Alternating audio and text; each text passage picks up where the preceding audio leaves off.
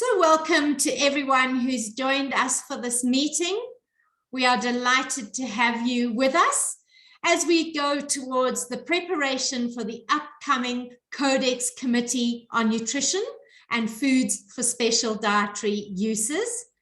This is a joint webinar being hosted by UNICEF and by HKI, Helen Keller International, and we are delighted to have you with us. So we look forward to having this time together, and we're going to get started. It is a pleasure for both Helen Keller International and UNICEF to jointly host this preparation meeting towards the upcoming Codex Committee on Nutrition and Foods for Special Dietary Uses. This is a very important meeting, and there are a number of important items coming up on the agenda, including the most important item for Helen Keller International has been the work that's been done on the follow-up formula revision. But also very important is the work on the ready-to-use therapeutic foods. And it's wonderful to see our colleague, Nolene Nijker from the South African delegation, who's also joined us, who has been leading the electronic working group on this agenda item. And then also the new work that's going to be happening on NRVs for this age group, also really important. And we look forward to having a discussion around that as well. Please do indeed say hello in the chat box. It'll be lovely to know who's joining us from where. So please say hello in the chat box. We're going to get started, and unfortunately, because of the times of these meetings, to make sure that both our Asian colleagues and our African colleagues could join us, it meant that our colleagues in Washington would not be able to join us, and New York, because it's 3 o'clock in the morning and I couldn't ask them to get up at that time. But they've been very kind in preparing their presentations as recordings for us. So we asked Catherine Schatz, who is the UNICEF legal specialist at the headquarters in New York. She's the person who's replaced David Clark, who, as I think many of you know, retired. And we've asked Catherine to share with us on why does the revision of the follow-up formula standard remain important and relevant. And so I'm going to get up the recording that Catherine has shared with us. So I hope that we will be able to hear Catherine as she shares with us. So give me just a moment. My name is Catherine. And just a moment to get Catherine up.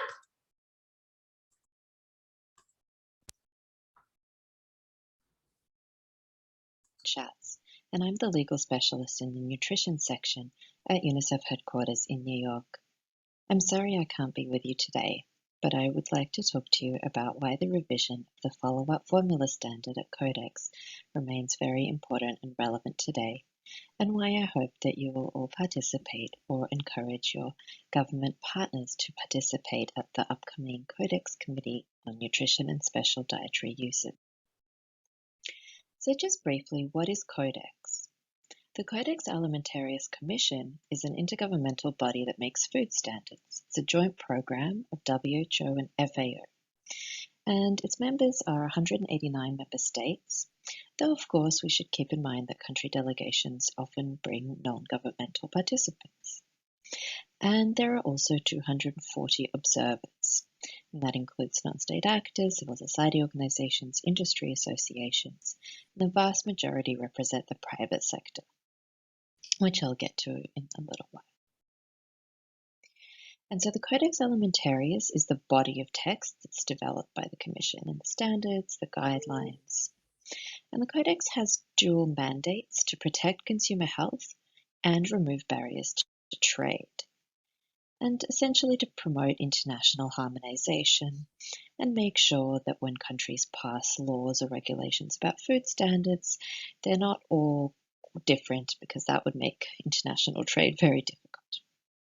And Codex works through committees, such as this committee, CCNFSDU, that we're talking about today, and the Committee on Food Labelling, CCFL, that also has impacted this standard. So just a little bit on the World Trade Organization, because a lot of this comes back to trade, and we need to understand a little bit better why that is. So World Trade Organization agreements are designed to establish a balance between the rights of a country to pass laws and regulations, for example, to protect public health, and obligations of the member states to facilitate trade. And so generally, WTO members are allowed to pass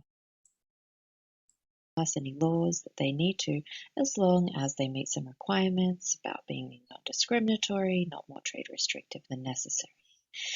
And some of these WTO agreements, like the SPS agreement or the TBT, specifically refer to following international standards. And Codex is one of those international standards. So how does this all come out? So what I have on this slide are examples of specific trade concerns that countries raise in some of the committees about committees to the World Trade Organization agreements. This is from the Committee on Technical Barriers to Trade.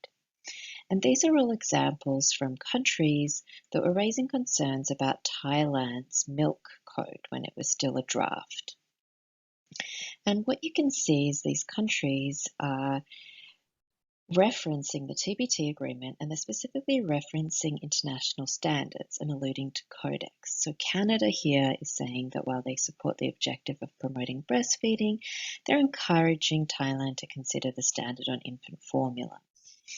You have the EU also reminding Thailand of the need to ensure the milk code was aligned with relevant international standards and the need to take into consideration the ongoing revision taking place within the Codex Alimentarius on the standard on follow-up formula. So clearly these countries believe that some of these processing codex may help them oppose some of the laws that other countries are trying to pass. And in fact, while these are not formal disputes, that is what happened here. The government of Thailand ended up weakening or stripping down its milk code somewhat to appease some of these trade concerns that were raised because they wanted to try to avoid it rising to the level of a trade dispute. So what happens at Codex has a direct impact on the ability of governments to then pass strong laws and regulations to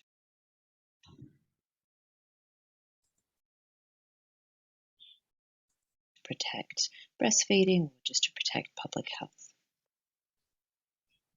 So when it comes to follow-up formula, I think we all know, most of us on this webinar, probably quite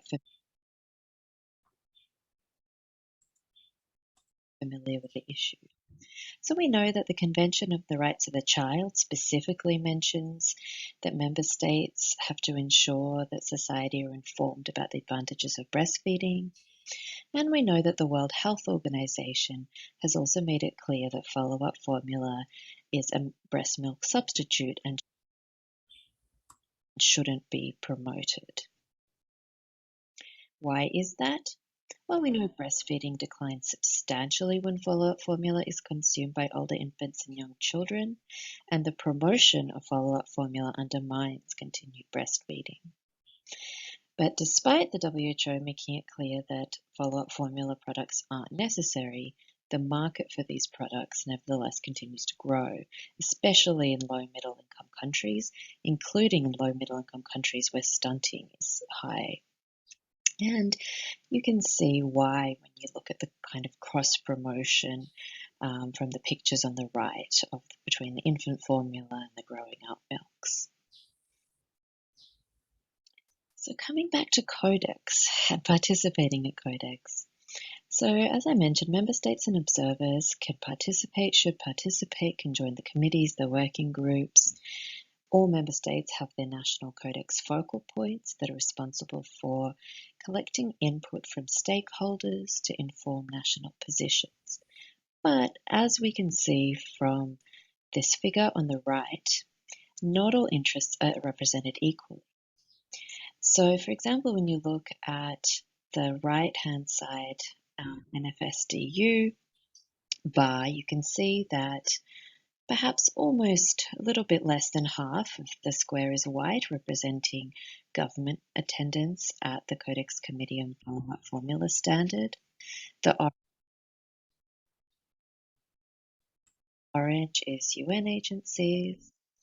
Then at the top, you have the little slivers of public health, consumer-driven NGOs and academia. And the blue, that is possibly bigger than the white square there, is industry and industry-advocated NGOs.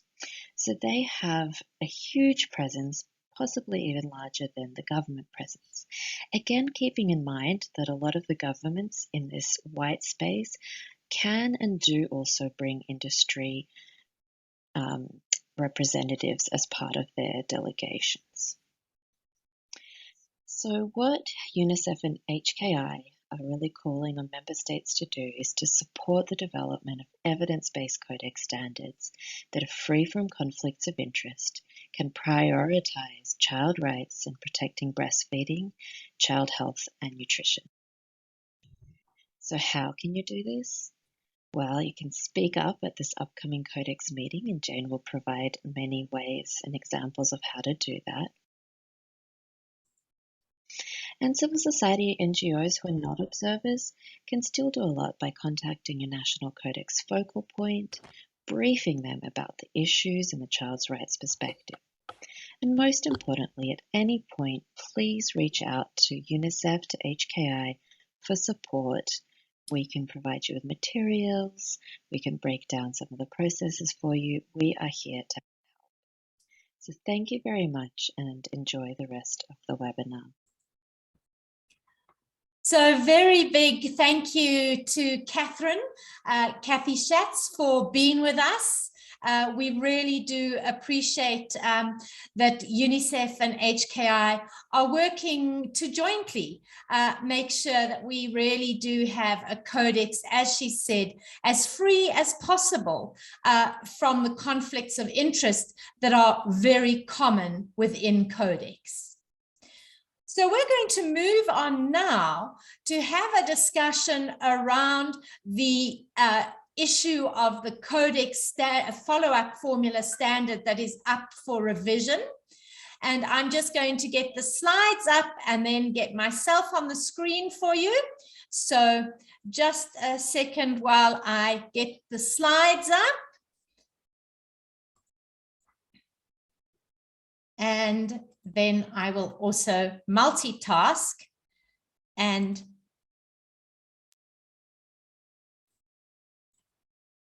I'm hoping that you are clearly seeing the slides. Let me also have a little look here, and great, wonderful that you are seeing the slides. Thank you, everybody. So a key agenda item is the revision and the review of the standard for follow-up formula. This work has been going on for many years, and I'm going to talk you a little bit through how this work is progressing and what is going to be really important at this upcoming meeting. And I think you have seen very clearly shared with us by Kathy is that the real issue we are facing here is between consumer health and trade. And you've seen just how big the representation of the private sector is, and how you've seen countries even be fearful that the World Trade Organization might be used against them if they don't follow Codex standards. Hence, often the private sector is looking to weaken the standards as much as possible so that they can get the advantage. So the process that's been followed currently for the revision of this standard is important to share, especially if you are new to this agenda item at Codex. And you'll see that the standard has these two parts. The first part is looking at the products for children from 6 to 12 months. And those are being called follow-up formula for older infants. The second part of the standard is looking at products from the 12 to 36 months age group. And the name that has been decided with much hard work, much controversy, and a lot of tears and emotion to try and get to a compromise is the drink or product for young children with added nutrients, or drink for young children. And I'll talk about this a little bit more. Each of these two parts have two elements. The one element is the essential composition requirements that these products have. And the second is the element around the scope of the standard, the description of these products, and the labeling of these products. Important for you to know is that things are moving at different speeds because this discussion has been going on for a number of years. So text is being agreed on, and some of it's already being finalized and put on hold until the rest of the text catches up. And when all the text comes together, then this will then be a completed standard. So that's important for you to know, and you will see I'll discuss some of it as we go forward. So matters that have already been discussed and completed are being held at step 7. Many of you will know that Codex has an 8-step process. And so anything completed is being held at step 7. Matters not yet completed are still on the agenda for discussion. And these incomplete matters are being dealt with section by section or piece by piece. And currently we have 3 things that are under discussion. Matters referred back by the Codex Committee on Food Labeling, the remaining sections of both the Part A and the Part B that haven't been completed, and then completion of the scope, description, and labeling of the products for young children. So that's the 12 to 36 months. So those are the issues that are currently in discussion. Still incomplete is the structure and the preamble. And it is our belief that these were due to be completed when all the other sections are completed. And it is unlikely that it will happen at this meeting. However, the chairs of the meeting in the webinar preparing for this meeting said if we did very well on the discussion, then maybe they will get to this text. It is our belief that this text should be dealt with in a separate meeting when everything else has already been agreed, because the preamble and the structure really are important based on what else is decided for the standard. So I'm going to take you through the various agenda items on the Codex agenda that you might have already seen if you're attending the meeting. And the first agenda item that we get to where this particular issue is raised is on agenda item 2. And this is around the labeling of products for older infants, reminding you that's the 6 to 12 month period.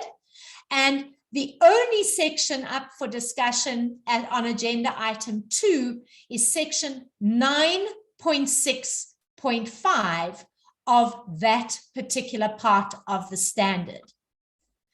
To give you a little bit of history around why that section is still up for discussion, it is because at the Codex Committee on Food Labeling, which was held in 2019, which had to endorse the labeling text because all text on labeling discussed by other committees has to be endorsed by the Codex Committee on Food Labeling because it is their mandate.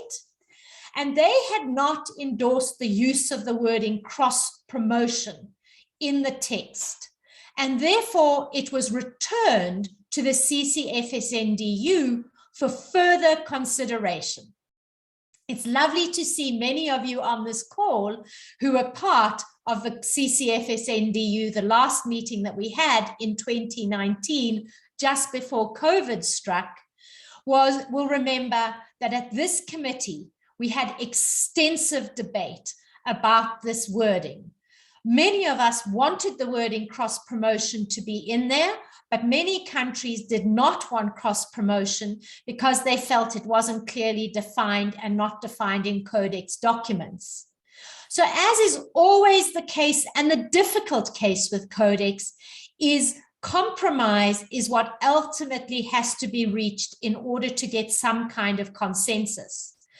And therefore, at the 2019 meeting, there was a lot of discussion, side meetings, and compromise to create the following text that you see in that text box, which could then be sent back to the CCFL meeting that now met in 2021, a few weeks ago.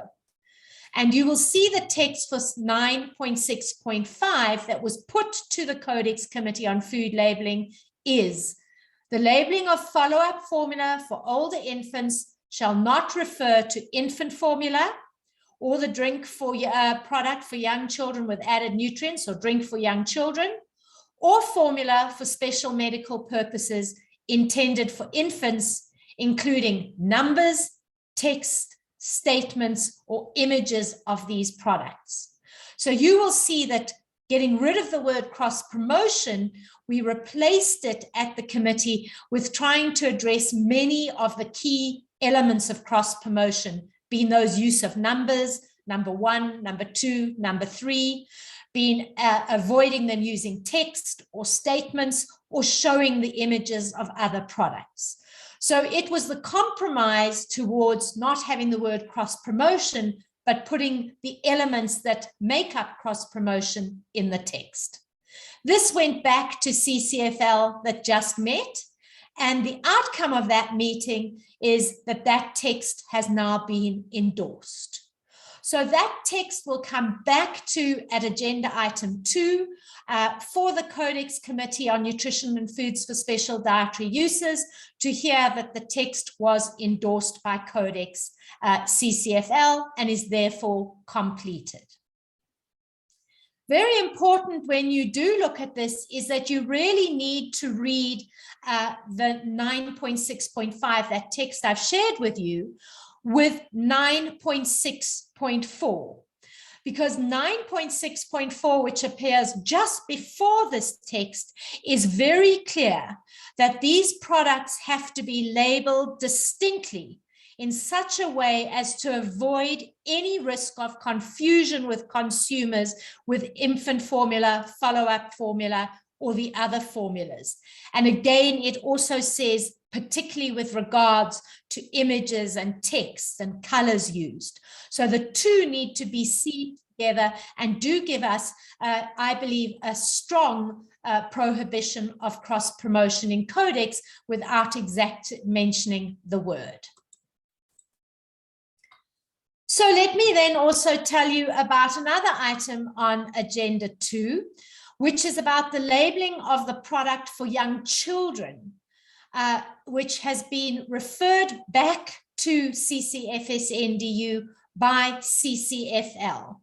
And although this is raised in agenda item 2, because the name of that agenda item is matters referred to by other Codex committees, it will probably be said that this will rather be discussed under agenda item 4, which is the revision of the follow-up formula standard, then discussing it under agenda item 2. So just to be aware of that. But what is it going to be about? Again, the history is that the CCNFSDU of 2019 had extensive debate. Again, compromise has to be reached, and the labeling text for these products was sent to the CCFL for its endorsement. And so what were the outcomes of that meeting? So the outcome was that the labeling provisions for these products for the 12 to 36 months were approved and endorsed by CCFL, but there was one request, and this was around the name of the product, and whether in the second option of the name, the word product had perhaps by omission been excluded. So you'll see that the labeling provisions were endorsed, but you will see there is more discussion around the name. So let me give you the alert on what that discussion will mean. So it is meant that the Codex Committee on Food Labeling only asks the Codex Committee to discuss whether in the name drink for young children, which it currently appears as, actually omitted to read drink/product for young children, so that it is in line with the other name, which is drink/product for young children with added nutrients. So in theory, at the CCNFSDU, the only discussion should be around whether the word product should be added to this section option of the name. It is not saying the whole name discussion is open again. Those of you that have attended last year and the years before will know that getting to this two name option was very hard fought and took a lot of Codex meetings to even get to the two names. Many of us would prefer not to have the first name of the drink product for young children with added nutrients. But there were countries that were adamant that they needed to have it called that. And there were other countries who wanted the drink or product for young children, which is the name that HKI and Codex prefer, because we do not like the first name, which we believe includes a claim in the name and makes it feel as if this product really is beneficial to children. However, in the spirit of compromise, two names were agreed on, and this will put the onus on country governments when they create their regulations and standards for these products to select which name they will say has to be used in their country. So of course, UNICEF and HKI, and I'm sure many other civil society organizations that are not attached to the industry, will be encouraging countries to use the drink or product for young children without the first option being used. Because these names were so contentious and there was so much debate and eventually compromise reached, the fact that we now are opening up the name for this discussion about whether that word product should be added to the one option is, we believe, going to mean that many people are going to try and reopen the discussion on both names and want to have the whole discussion on names started again. The question is, will the chairs allow it? Because the Codex Committee on Food Labeling has been very clear that the only thing this committee was meant to discuss is whether the word product should be added to the second option for the name. So we don't believe the chairs are going to allow the whole name to be opened up, but just about whether the addition of the word product should be there, and UNICEF and HKI definitely support that. And many of you might remember, if you were at the last meeting, Nigeria had asked for that, but the committee had run out of time and the chair stopped the discussion. So I hope that gives you some clarity on what's going to be referred to in agenda item 2, perhaps one move to the discussion under agenda item 4, relevant to the follow-up formula revision.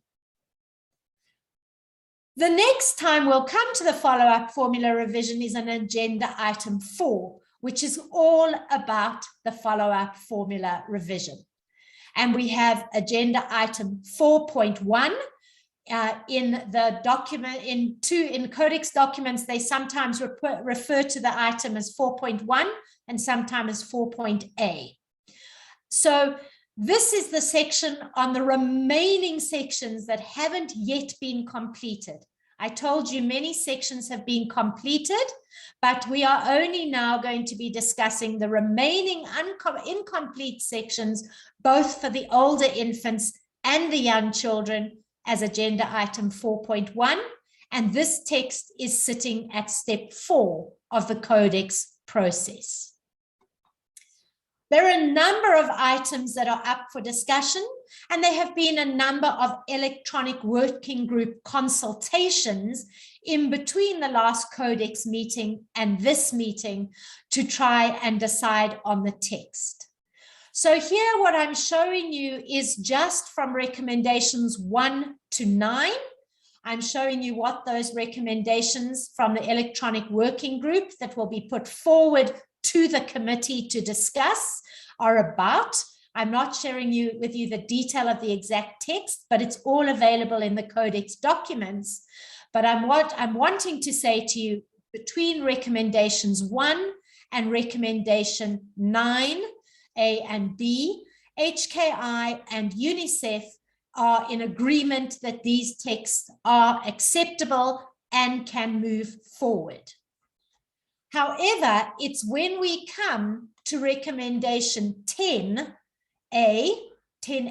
covering older infants and 10B covering young children around flavorings that we do not agree with what will be put forward at the committee, because we do not believe that any flavorings should be permitted either in follow-up formula for older infants or these milks, these drink products for young children aged 12 to 36 months. We are strongly of the opinion that these products replace the liquid part of the diet and are therefore breast milk substitutes and are not complementary foods as some would like them to be seen. And we do believe that anything that plays a role as a breast milk substitute should absolutely not be flavored with any kind of flavoring. And we add as our second bullet that you see here is there's increasing research about the problem that if you add flavorings to these products, they can contribute to developing the sweet taste preferences, which is not recommended for this age children, because it could have a negative impact on their food choices and health outcomes throughout the child's life. And you will see in both this WHO and UNICEF new document on the indicators for assessing infant and young child feeding practices, as well as this technical scientific report that came out, is that sweetened milks are included in the category of unhealthy foods. And therefore, putting these flavorings in these products, we really believe is going to be something that there will be a lot of controversy about at this meeting, and that we are really asking countries to speak up very loudly on this particular issue. We know many countries, particularly in the EU and the US, are wanting these to be allowed. They might say yes for the older infants, the 6 to 12 months, no, but they're going to push hard for them to be permitted in the 12 to 36 months age group category. And we would like and believe that they should be pushed back against. So this will be contentious. Then of the remaining recommendations that have been discussed at the electronic working group 11 through to 15, covering these various issues, again, UNICEF and HKI do not have any worries with the text that has been put forward. So on the remaining sections, it is only recommendation 10 where we have these very strong views, and of course are urging countries, if you can agree and if you would be prepared to speak out against the flavoring issue. The next agenda item, once the remaining sections have been done, will be agenda item 4.2 or 4B. And this is where it's going to be looking only at the product for young children, because this text on the draft scope, description, and labeling has not yet been finalized. There were 2 items up for discussion still to finalize this part for young children, and that is the definition of these products and the nitrogen to protein conversion. You will see that these are already at step 7. So the hope is that these will then be completed at this meeting, and that this text will then also be finalized text, as is hoped for the remaining sections, agenda item 4.1. So if we look at this particular item, I've highlighted here the nitrogen to protein conversion that I don't have time to speak about in this particular webinar, except to say that HKI and UNICEF are in agreement with what has been decided for the nitrogen to protein conversion in the electronic working. So it is the definition that is going to be really important. So to remind you that the current text up for the definition is the text that I'm showing you on the screen now. And many of you who know how Codex works know that when there is text still in square brackets, it means the rest of the text has been agreed, and it is only the text in square brackets that is open for discussion. So the issue is whether this definition should include this text that states which may contribute to the nutritional needs of young children. We do believe, and we have heard that the United States, for example, is actually going to try and open up the whole definition for more discussion. And again, we do not know whether the chair will allow that or not, or if the chair will stick to what is meant to be the discussion, which is only this text in square brackets. So let me give you the UNICEF and the HKI view and justification around our view for this text. We strongly believe that the text in square brackets should be deleted. In other words, we believe the definition should just be drink product for young children with added nutrients, or drink, and if we add the / products for young children, means a product manufactured for use as a liquid part of the diversified diet, with the very important and hard fought for footnote that states in some countries these products are regulated as breast milk substitutes. This again was a compromise achieved when many countries wanted the fact that they were breast milk substitutes to be in the definition, as it is in the definition of the product for 6 to 12 months. But this compromise was agreed in that it was not agreed to be in the text, but as a very important footnote. And this text must never be referred to without the footnote being very clear. So we believe that it should remain without that text in square brackets. We have 6 reasons why we believe it. And I'm going to just share with you a few of the reasons and the key ones. Firstly, we have checked against the Codex procedural manual, and we believe that this definition covers all the requirements in the various parts of other sections of the text, that what is required in the procedure manual is covered there. Therefore, it does not need to be here. Secondly, and very importantly, is for us to remember that the World Health Assembly, the highest policy body in the world, has said these products are unnecessary. And this text in square brackets, we believe, gives the impression that they have a role to play in children's diets, and this is false and misleading, and this text should be deleted. Equally, we believe that mandating certain nutrients to be included, like the fact that some added nutrients have to be added in the composition of the products, is stated in the compositional requirements and not in the definition. So it does not mean that these products offer benefits. The fact that they are required to be added does not mean that they offer specific benefits, which is what this text in square brackets is trying to say. And very importantly is we want to draw your attention to the definition for the follow-up formula for older infants, which you will see on the screen, where you see it just says that this is used when a progressively diversified complementary feeding is introduced. It mentions no benefits, and we therefore believe that as Part A and Part B should be aligned, and therefore this text added on in square brackets should be removed.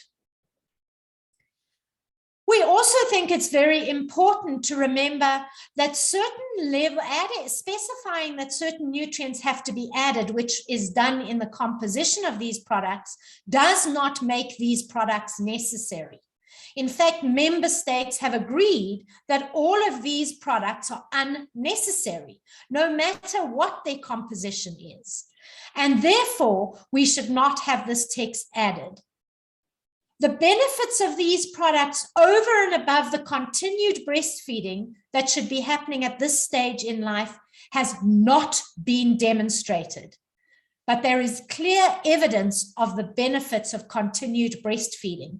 So we should not, until they can give us evidence, which doesn't exist, be saying that these contribute to the nutritional needs of young children. And we know that the evidence exists that these products replace breast milk, and that should not be the case. In addition, many optional other ingredients are allowed in the composition of these products. And because these other isn't specified, those other, depending on what gets added, could change the overall profile of these products to make them unhealthy and unnecessary and actually not contributing to the nutritional needs of these children. Therefore, this text is untrue and misleading. An important other point that we share is the fact that any contribution of these products to the diets of young children absolutely does not apply equally across all countries and is misleading. In countries where they have continued high breastfeeding rates, there are concerns that this product being sold and being defined as contributing to needs might undermine breastfeeding. In addition, many of the ingredients in these products that can be used are ultra-processed, and many countries are unhappy with ultra-processed foods. And this text is therefore outside the mandate of Codex. Codex should not be setting a universal principle as to the nutritional needs of young children. That is the responsibility of member states. So again, on this as our fifth reason, this text should be deleted. And finally, we believe that when this text was agreed upon, the reason that the footnote was decided and it was not included as text was because it was decided Codex should remain silent on the issue of whether the product was or not a breast milk substitute. And therefore, we believe the same principle should apply here, that this Codex should remain silent on whether or not this product may contribute to the nutritional needs of young children. We will share with you again by email to those of you that registered the HKI and UNICEF comment documents on this, so you'll be able to read it more slowly. But this is the definition. Remembering the definition is not the name, but this is the definition that HKI and UNICEF would like to see in order to make sure that the definition protects, promotes, and supports breastfeeding. So a very important issue to be discussed and finalized will be this definition of the product. And again, we are hoping that many countries will ask for that text to be deleted. You will see there is agenda item 4.3, and this is on the agenda just to remind us that this text still exists. It's at step 7, it's been completed, so there won't be discussion around this text, but it remains there because all the text has to come together at the end. And the same applies to agenda item 4.4 on the essential composition. This has also been finalized and is sitting at step 7 until all the text is completed. So that was a very quick run through. We are going to have questions a little bit later, so please keep your questions. Know that we will be sharing with you all our comments as a document that you can read in your own time. So what we're going to do now is move slightly on to some other relevant CCFSDU agenda items that are going to be discussed at this meeting. So there are 2 other important items that are up for discussion. And the one item is going to be the ready-to-use therapeutic foods Codex guideline that is in the process of being developed on this. And as I said, it's wonderful that we see our colleagues from the South African government on this agenda item. We had asked Alison Fleet from UNICEF to be speaking on this agenda item, and I have her slides here, but I don't see Alison having joined the call. Alison, if you are on the call, would you let me know? And we could unmute, you could unmute yourself. Okay, I don't see Alison on having joined us on the call.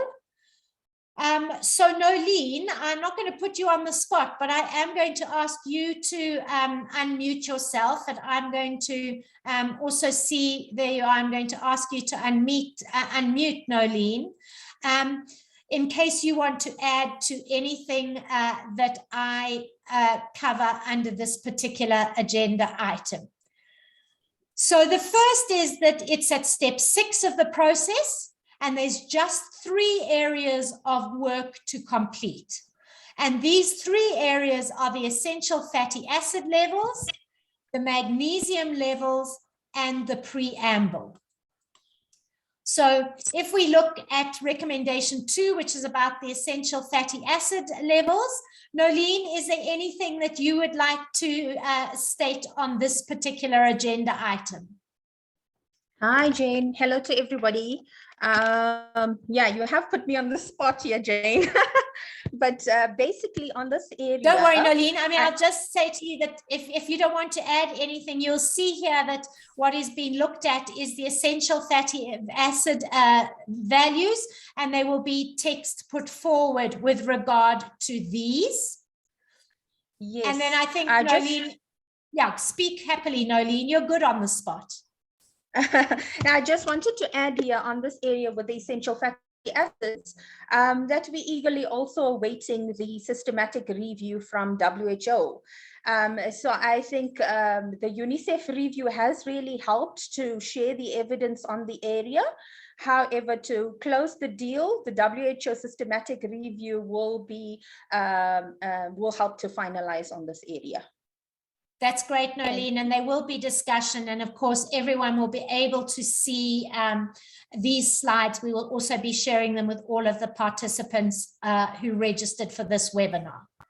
The second item under discussion is the magnesium levels. Sorry.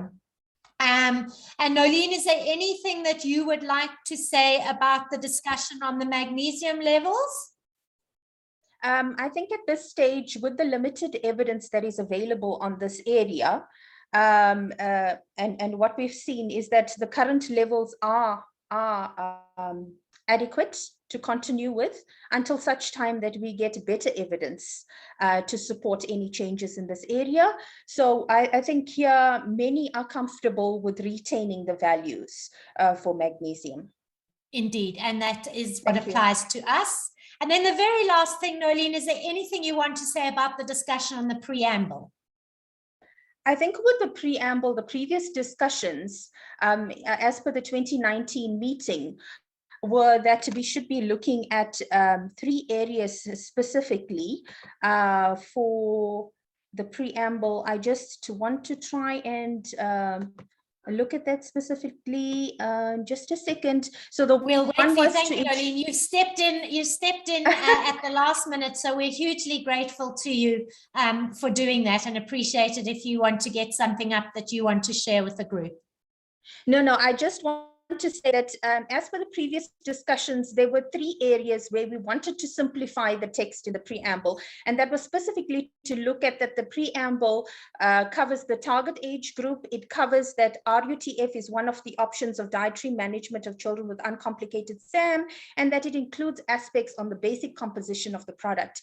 In that regard, we do feel that that is covered adequately in the text of the preamble, and we would like to retain that text. Great. Thank you, Nolene, for coming on at the last minute to share it with us. Those of you that attend, you will hear Nolene's voice at the meeting, because South Africa, together with Uganda, has been leading the working group on this issue. And again, UNICEF's position will be shared, and Alison Fleet of UNICEF will also be available to give any technical support. Nolene, anything else you'd like to say to people on this about the RUTF? Any issues whatsoever about the RUTF agenda item? I think just one thing, that we've been working on this guideline since 2014. It's been many, many years. So we really, really want to finalize this guideline in this meeting so that countries can start implementing the guideline. So I think to try and prevent reopening other issues where it's not necessary, and to try and focus then on the 3 areas in square brackets so we can finalize as quickly as possible. Thank you. Thank you so much, Nolene, for stepping in. Absolutely important is to remember this is really close to finalization, and the ideal would be to finalize these outstanding issues. If that's going to mean there has to be a little bit of a compromise towards consensus, then we must work on it, but we don't believe there is a huge amount that would need compromising.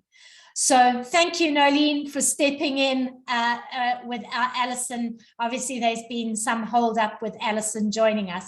Thanks so much, Nolene. Thank you, Jane. Thanks. Bye.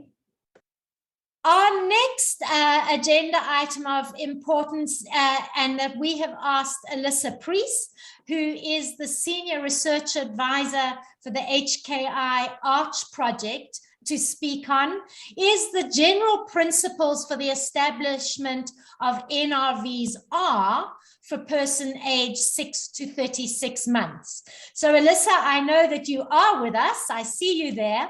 And Alyssa, it's over to you. Great. Thanks very much, Jane. If you can go to the first slide, please. Great, thank you. So I'm going to walk through the topic of NRVs as they will be discussed at CCNFSDU 42, but wanted to begin with a bit of background for everyone. NRV stands for Nutrient Reference Values, which Codex defines as a set of numerical values that are based on scientific data for purposes of nutrition labeling and relevant claims. These values state the nutrient intake considered adequate to meet the nutritional needs of a population. Codex further breaks NRVs into 2 categories. You have NRVs R, or requirement, which are values needed to meet the nutritional requirements of a population. And then NRV NCD, which is NRV non-communicable disease, which are values set as a limit for nutrients associated with the risk of diet-related NCDs. So currently, Codex has these NRV NCDs for sodium and saturated fat for the general population. CCNFSDU began to work to derive NRVs back in 2007 and beginning their work first on establishing these for the general population. And now they're moving on to those for older infants and young children since they have different nutrient requirements. The NRVs to be established for this younger age group will include the 23 vitamins and minerals and also protein.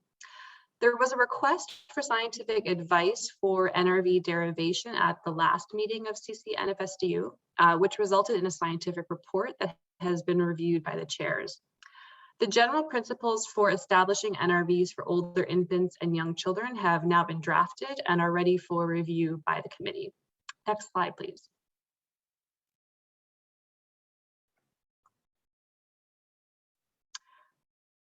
So the chairs have made 5 recommendations alongside the drafted general principles, which are up for discussion. And I'm going to walk through each of these. First, based on the scientific report that was generated and reviewed, the chairs have recommended using a 3-category hierarchy of methods to derive NRVs. The highest level of the method that they're planning to use is to use physiological evidence for the target age group, such as estimating nutrient intake based on maintenance of a healthy biomarker or absence of deficiency disease. The next level down is the extrapolation of NRVs from dietary intake reference values of adults or young infants. And the final level is to estimate nutrient intake from diets of healthy older infants and young children. HKI feels that this 3-category ranking approach would allow for derivation of NRVs using an evidence-based and rigorous approach. Next slide, please. The next recommendation up for discussion is to retain the drafted general principles as a separate annex for the guidelines for nutrition labeling, rather than incorporating this into Annex 1 of those guidelines. Annex 1 details the general principles for establishing nutrient reference values for the general population. So the rationale for keeping it as a separate text is that developing a second annex to the guidelines on nutrition labeling will prevent any confusion with the general principles for the general population that exists in Annex 1. And it will highlight details specific to persons aged 6 to 36 months. And so we support this recommendation. Next slide, please. For the third recommendation, the committee has agreed to establish up to 3 sets of NRVs R for persons aged 6 to 36 months. This would include 1 set for older infants 6 to 11 months, 1 set for young children 12 to 36 months, and a combined NRV for products where the age range that's noted on the product overlaps these 2 other age groups. This recommendation has been made to avoid consumer confusion when they are reviewing labels. Given that this is a labeling issue, the chairs are referring the question of what criteria to choose when determining which set should go on a product label to CCFL. So HKI feels that while this approach is needed to avoid consumer confusion for these types of products that overlap the older infant and young child age group, care needs to be taken in determining any combined NRVs. We know that for many nutrients, NRVs will differ based on a child's age, such as their iron requirements. And so a combined NRV needs to optimize the health and safety of both older infants and young children. While the labeling component should be referred to CCFL, we are asking that the methods for how to derive a combination NRV needs detailed conversation within CCNFSDU, and the methods for this should be noted in the general principles that are put forward. Next slide, please. The fourth recommendation is regarding the purpose of NRVs R for persons 6 to 36 months of age. Though the NRVs are being established for labeling, the chairs recommend that NRVs also be used as a reference for micronutrient composition within guidelines on formulated complementary foods. These guidelines already have a reference table of intake nutrient levels to guide composition. Given there is no scientific reason for there to be different nutrient reference values to guide labeling versus composition, and that 2 different sets could cause confusion, this recommendation was supported by the majority of the E-working group, and HKI feels that this is a logical approach. And next slide, please. Finally, there are several additional issues that arose during the electronic working group consultation process for the drafting of these general principles. First, the committee has been asked to consider whether sodium should be included in the list of NRVs R, and also whether this should actually be an NRV R or an NRV NCD.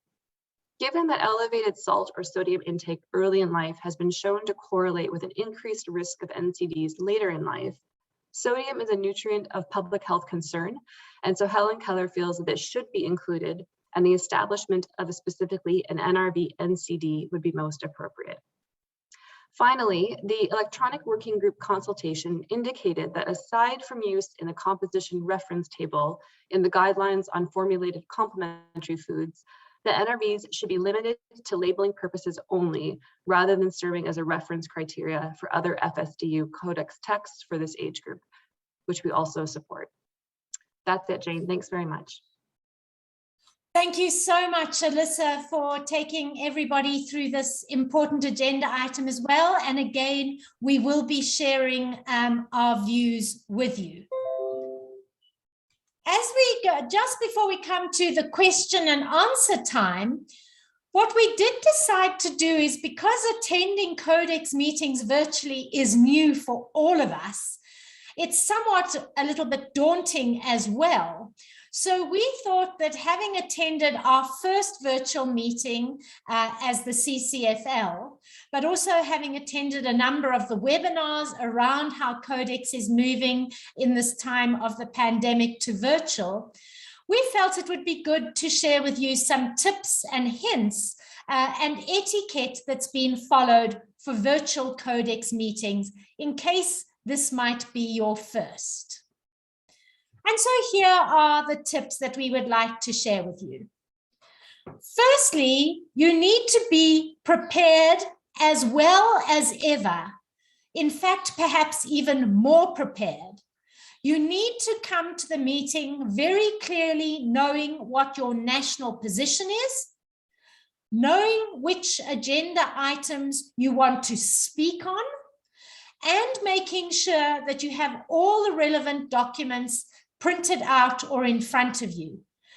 You will all know that when we go to a physical Codex meeting, we all arrive with very large files with all the documents in. It's no different now when you are doing it virtually, unless you are able to have a number of screens and you can have documents opened on other screens. Otherwise, still good to have all those documents printed out in front of you. Also very important is to make sure both your microphone and your camera work. So good to make sure that you have a system where either you are using the headphones with a microphone or the in-ear buds with a microphone, or if you're like me, you have, I'm trying to get it in front, a professional microphone added to your computer. Important to know is that if you are going to speak, you will be asked to turn your camera on when you're speaking. And you might think that, one, it's nice for everyone to know who's speaking. It is also very important for our translators at Codex, who not only are listening to what one says, but they are often also reading your lips. So please make sure your microphone and your camera work. Very important is that when you join the Codex meeting, you need to rename yourself. So know how to rename yourself. Normally, if you look at your little block on the screen, in the top right corner, you will see 3 little dots. And if you click on those, and you get a drop-down menu that includes renaming. And how for Codex meetings you name yourself now in the virtual world is you put your country first, if you're from a country delegation, and then you put your first name and your surname. If you're the head of delegation of the country, very important, you put your country name and then in brackets, you put HD and then your first name and your surname. Remember, this is important because only the head of delegation is permitted to raise their hand in the Codex meeting. Once you have, if you have someone else speaking on the topic, the head of delegation will introduce the other person and give them permission to speak. But the chair will not hand the microphone to anyone other than the head of delegation. So having HD is very important. If you're from any of the observer organizations, then instead of country, you obviously put your name of your organization and follow the same naming protocol. Very important.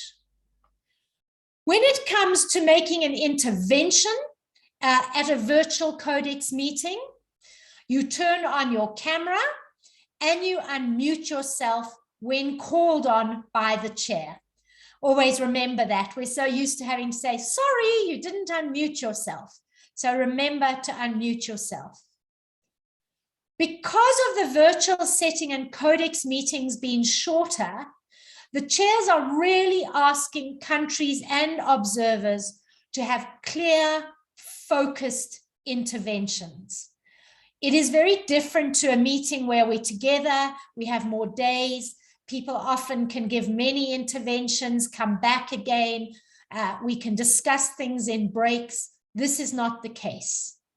So the chair will also try and limit interventions. So that's why we say, although they will always have to allow countries to speak, it is best if you know where you want to speak and specifically to prioritize the interventions you want to make. On the virtual meetings, there is a countdown timer.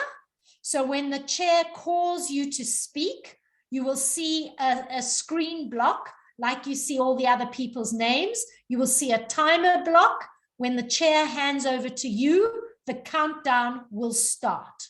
And that countdown gives you 2 minutes in which to speak. When you are over your 2 minutes, the chair will intervene and get you to stop. So I've done some homework around it for HKI, and I have worked out that between 250 to 280 words takes up those 2 spoken minutes. So HKI writes down its interventions. We're counting our number of words. We're aiming to keep our words at 250 per intervention, because we also remember that with translators, we need to speak slowly. So really think about this carefully. This is very different when you are in a virtual meeting. Also, when you make the intervention, make it very clear if you are proposing wording changes. You need to say, Madam Chair, the wording changes we are suggesting are as follows. I will read them slowly.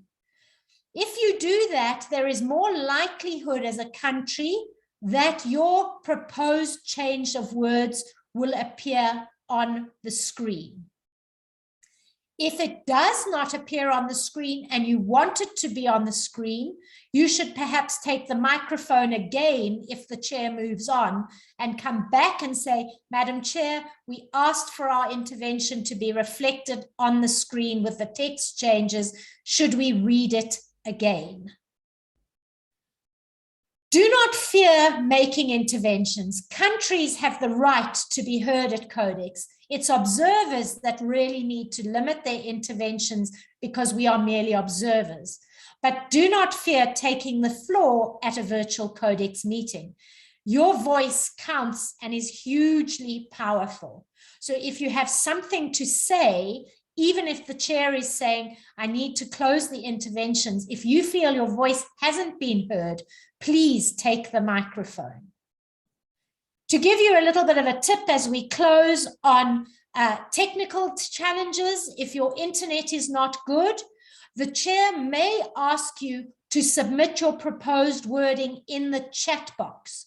And that's another reason to have it written down in a document and ready so you could easily cut and paste it into the chat box.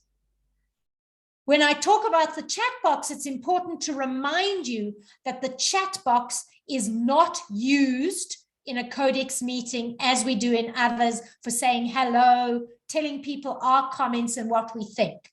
The chat box in a virtual Codex meeting is only used when the chair requests a delegation to put proposed text in a chat box. Very important for you to remember that any intervention you want to make must not be written in the chat box. It will not be considered. Only spoken interventions are considered. So if the chair is not here and asking you to take the floor and you get irritated and you think, oh, I'll just put it in the chat box, don't. Keep your flag raised, your hand raised, so that you get to speak. Important also for us to know is direct messaging to others is enabled. So this is really a great option for talking to other delegations. For example, on the RUTF, there might be something being said, and I want to speak to Nolene from the South African delegation who's been leading this work and ask Nolene what she thinks. I can then get Nolene up, send her a message in the direct chat and say, Nolene, is this something you feel we should be supporting or not? So we can talk to each other through that direct messaging. Important as I come to the end, and I'm mindful I've run over time, is a very important principle that is applied at these Codex virtual meetings, and we have confirmation that the chairs at CCNFSDU will be using it as well, is the chair might say that silence is agreement. So the chair might say we have text on the screen which we are seeking agreement on. We ask everyone to remain silent and not to ask for the floor if they are in agreement with the text. So if the chair then sees no hands raised, she knows that means everyone is in agreement and they can move on. And this helps save time in our limited Codex meeting times that we have. So very important to remember. Also remember, of course, you can submit your CRDs, and any CRD or conference room document, it is likely to be midnight using Central European time on the first day of the meeting. That will be the closing time for you to submit your CRDs. But there's no reason why you cannot already submit them now. What I want to say is if your country cannot attend the meeting, submission of a CRD is really important to ensure that your views are recognized. So if you are submitting a CRD and you are not attending the meeting, you are welcome to let HKI and UNICEF know so that we can ensure that in the discussion, your CRD is recognized.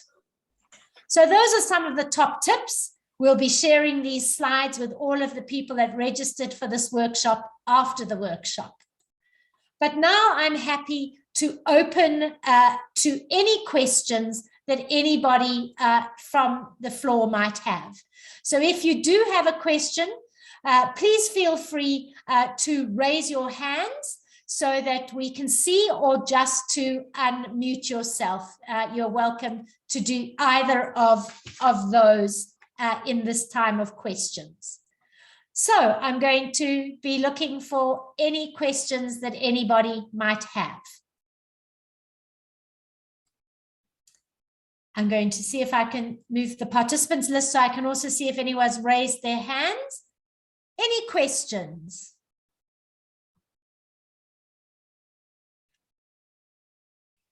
I'm sure for many of you, you might want to adjust, but yes, hello, Helena. So lovely to see you. Helena from the Philippines National Delegation. Lovely to hear you, Helena. How can I see if I can answer anything? No, hello, Jane. Nice to see you virtually and everyone here in the, what we call this webinar. I just want to be clarified on what CCFL has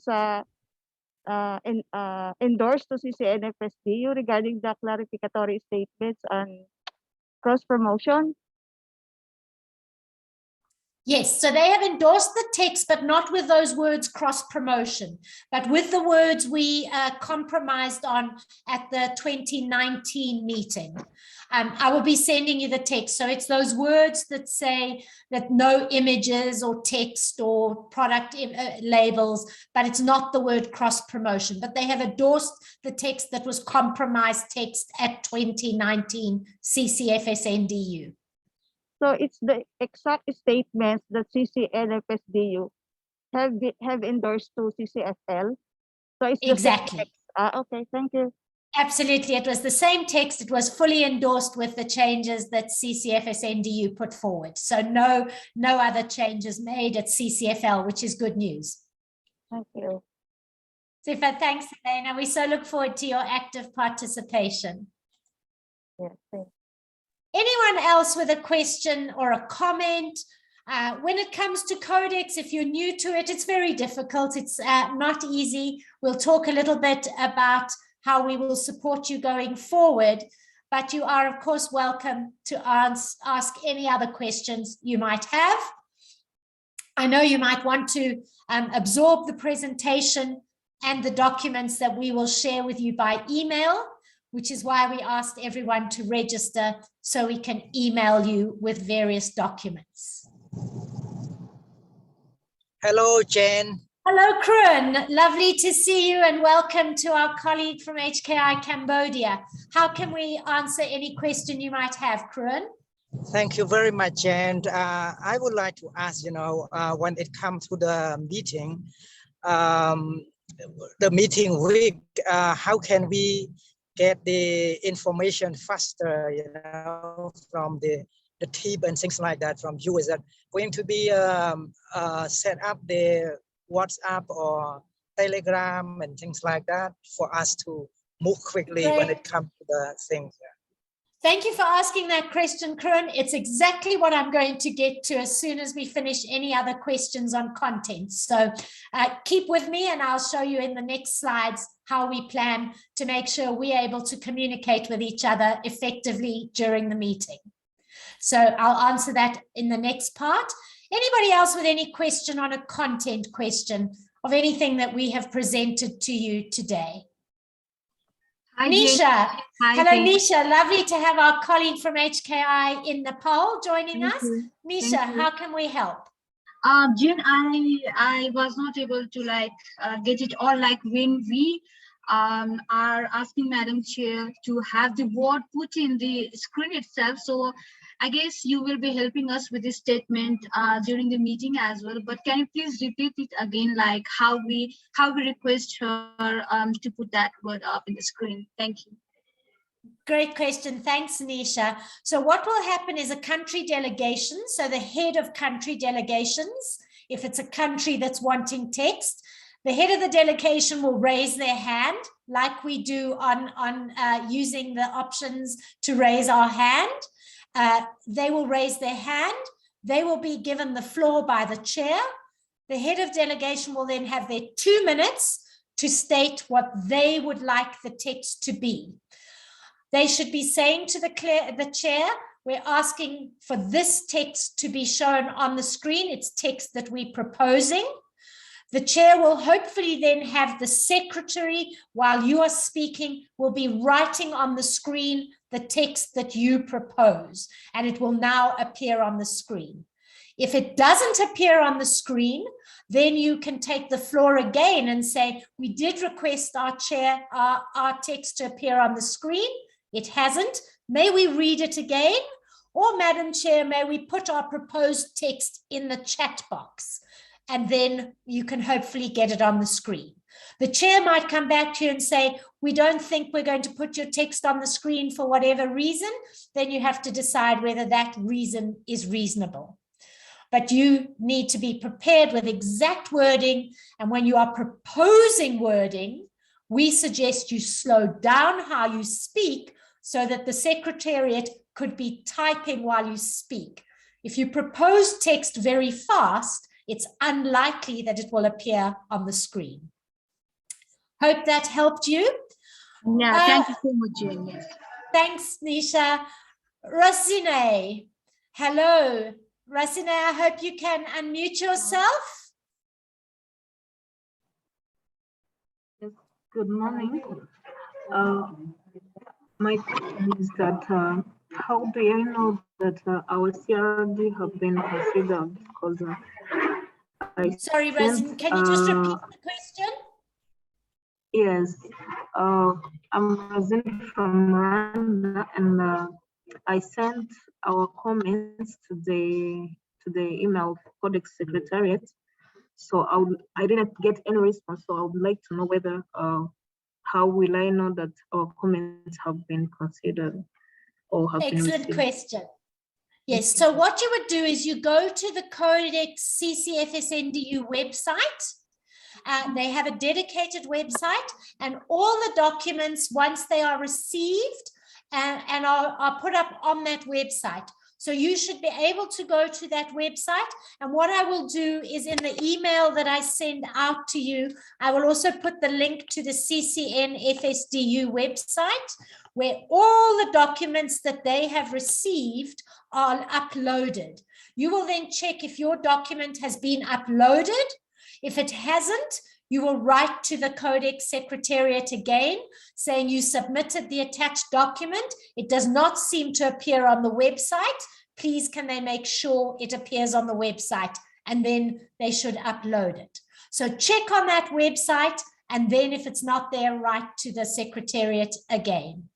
Nolene, I see a question from you. Yes, thank you, Jane. I hope I haven't missed this, but I'm looking specifically at 4D regarding the follow-up formula for older infants and the drink for young children. There was something regarding feedback from CCMAS on the methods for measuring sweetness of carbohydrate sources. Do you have any feedback on this, or do you know whether there's been a response? Yes. So thank you for that question. You didn't miss it. I skipped over that one very quickly due to time. But yes, Nolene, CCMAS has come back to the committee, and they have said there is currently no measure for sweetness. So there isn't something that can currently be used. And so the discussion will be around whether all those elements that are in the current compositional standards with limitations are strong enough. We believe that with the limitations that are there, considering the current situation, that the text is as strong as we can have until there's anything in the future around measures for sweetness.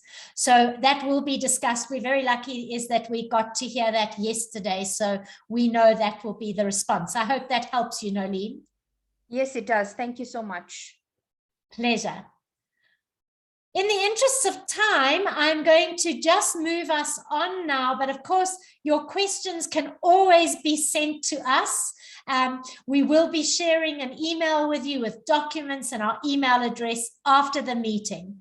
So let me just, as we come to the end, just share with you, as Kruan asked us, about what is the way forward towards the CCFSDU for those countries and groupings and individuals that HKI and UNICEF are supporting.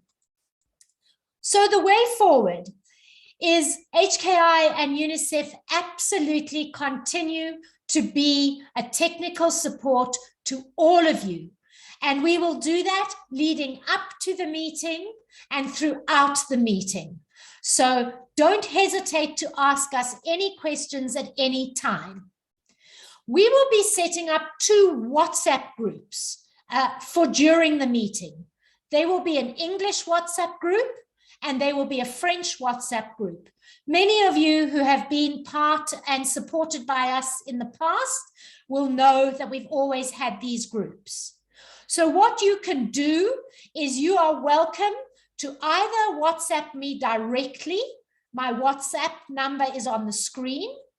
Or you can email me, and my email address is on the screen. Or right now, you could write your name and your country and your WhatsApp number in the chat box here, and we will then create those groups. And we will then be using those groups throughout the meeting, where we're able to talk to you either on a group, or you can message us individually during the meeting, and we will be responding using WhatsApp. Otherwise, as I said to you, the Zoom direct messaging function will also be available during the meeting. So you could also find me or our UNICEF colleagues on the direct messaging function and use that to ask us any questions. When I say you're going to WhatsApp or email or direct message me, don't worry, if I don't know the answers, I will be coordinating with all the experts that we've been working with in order to get back to you. So we will have all our experts are going to be available during the time of the meeting for us to quickly ask them a question if our team of experts don't know the answer. So we will really be able to support you. Let us know. It's lovely. I see I've already had a couple of people put, well, one person. Please also put, when you put your message in the chat box, please let me know which delegation you are from, whether you're from a country delegation or whether you are from an observer organization delegation. So Juan, if you could just add into the chat box the delegation you are from. So we are going to hopefully indeed be sticking to our time as we close the meeting. And I'm going to close out by, our closing message is coming from Elizabeth Zayner, who is the director of the Arch project at HKI. Many of you know Elizabeth well because she is very actively involved and leads the HKI Codex work together with me, and Alyssa now leading the work on the NRVs are, and we're taking the lead from UNICEF and the South African delegation on the RUTFs. Because it's also 3 o'clock in the morning for Elizabeth, she kindly agreed to record her closing message for us. So let me now hand over to Elizabeth. Hello, my name is Elizabeth Zayner, and I am the director of Helen Keller International's Assessment and Research on Child Feeding Project. I want to thank you for your participation in this Helen Keller and UNICEF-sponsored webinar, and for your attention to the important work that will be happening at the virtual meeting of the Codex Committee on Nutrition and Foods for Special Dietary Uses later this month. I want to especially thank you for your continued dedication to the process of revising the Codex follow-up formula standard. This has been a long, slow process. We began work on revising this standard back in 2012, and some of you have been following this process for almost a decade now. But we are moving closer to the finish line, and this standard is so important for global public health. We must keep up the pressure to protect, promote, and support breastfeeding by continuing to submit comments and speak up at the meeting. Many of the countries on this webinar have to date had a significant positive impact on the text of the standard. Helen Keller International remains willing and available to offer countries technical support.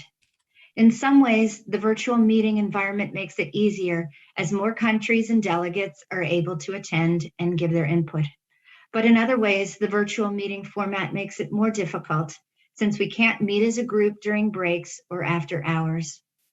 But we will be available on WhatsApp and by email, both before and live during the meeting, to share technical information, discuss proposed text, and share ideas on strategy. I thank you for your time and your efforts, and I look forward to seeing all of you online for the CCNFSDU meeting on November 25th. Thank you. So a very big thank you to Elizabeth, and I'm very proud to say that we have kept our webinar to the 90 minutes that we said we would be. We will be hosting this webinar tomorrow in French for our Francophone countries.